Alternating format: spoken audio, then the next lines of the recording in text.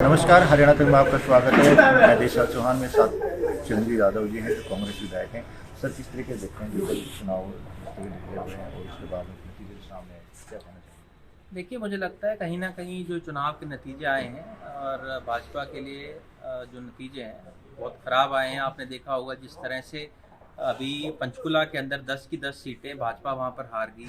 कुरुक्षेत्र के जो सांसद हैं नायब सैनी जी, उनकी खुद की धर्मपत्नी वहाँ पर लड़ी थी, वो खुद अपना चुनाव हार गई। हमारे यहाँ से विक्रम ठेकेदार जी की धर्मपत्नी लड़ी थी, वो चुनाव हार गई। और इस तरह से कई ऐसे दिग्गज थे जिन्होंने अपने घर से या कोई लड़ा था या उनका कोई रिश्तेदार लड़ा था, उस सब लोगों की हार वहाँ पर हुई है।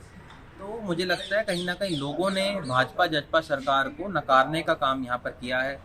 420 सीटों के अंदर से मात्र उनको 22 सीटें यहाँ पर भाजपा को आना, इस पे साफ तौर पर चलता है कि लोगों ने अपना मन बना लिया है कि सरकार का परिवर्तन वो करेंगे, कांग्रेस पार्टी को दोबारा लेके आएंगे, प्रदेश में भी और देश में। बड़ा दुर्भाग्यपूर्ण है कि आज हर वर्ग को धरने पे बैठना पड़ रहा है। चाहे हमारे मजदूर वर्ग हैं वो धरने पे बैठते हैं, कर्मचारी वर्ग है वो धरने पे बैठते हैं, किसानों को देखिए करीबन 1.5 साल धरने पे बैठना पड़ा। और आज जो हमारी कहीं ना कहीं जान बचाने का काम जो लोग करते हैं, उनको अपने हकों के लिए स्ट्राइक के ऊपर बैठना पड़ जाए। करीबन 48 घंटे हो चुके हैं वो स्ट्राइक पे बैठे हुए हैं और उनका जो हक है वो भी वाजिब है।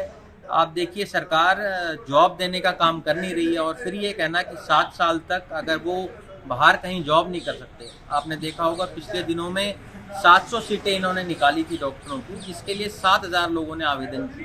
तो 6300 लोग तो वहाँ पर भी आप कहीं ना कहीं बेरोजगार हो जाएंगे। तो सरकार को इस पर पुनर्विचार करते हुए इस फैसले में बदलाव करना चाहिए। आप लोग देख ही रहे हैं आज हर वर्ग इस सरकार से दुखी है। आपने रेवाड़ी में भी देखा होगा किस तरह से कितनी लंबी लंबी लाइनें लगती हैं डीएपी खाद के लिए।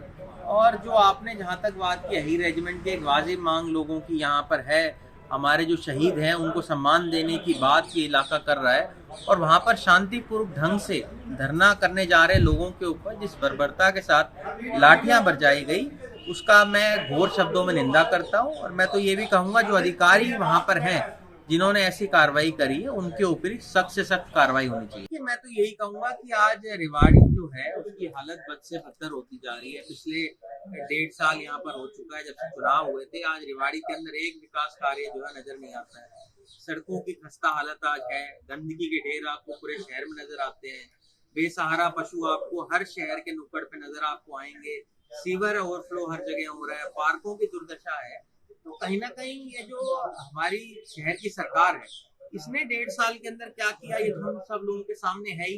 और किस तरह से प्रशासन और पार्षदों के बीच में और चेयरमैन के बीच में तनातनी है, इसका जो नुकसान है कहीं ना कहीं आम जनता को हो रहा है, क्योंकि लोगों के लिए विकास यहाँ पर हो नहीं रहा है।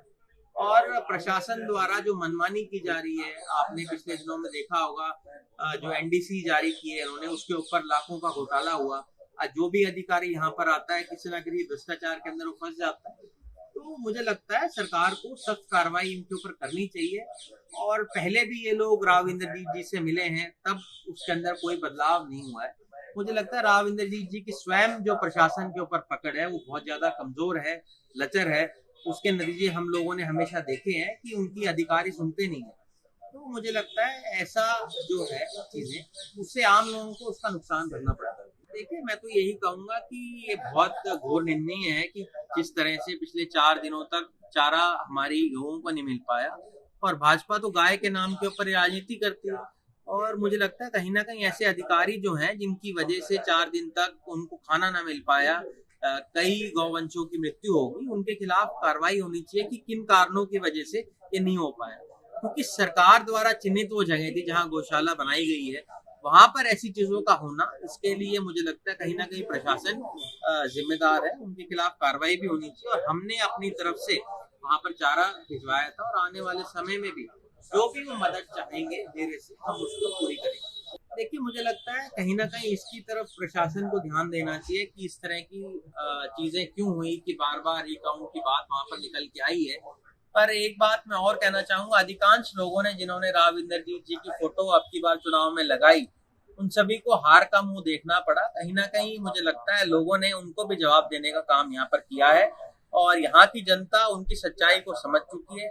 अभी उनका एक स्टेटमेंट में पढ़ रहा था जिसमें वो ये कह रहे थे कि मेरी बेटी जो है अब की बार निर्दलीय भी चुनाव लड़ेगी और मेरी बात वो सुनती नहीं है। जब उनकी खुद की बेटी उनकी बात नहीं सुनती है तो यहाँ की जनता उनकी बात क्यों सुने?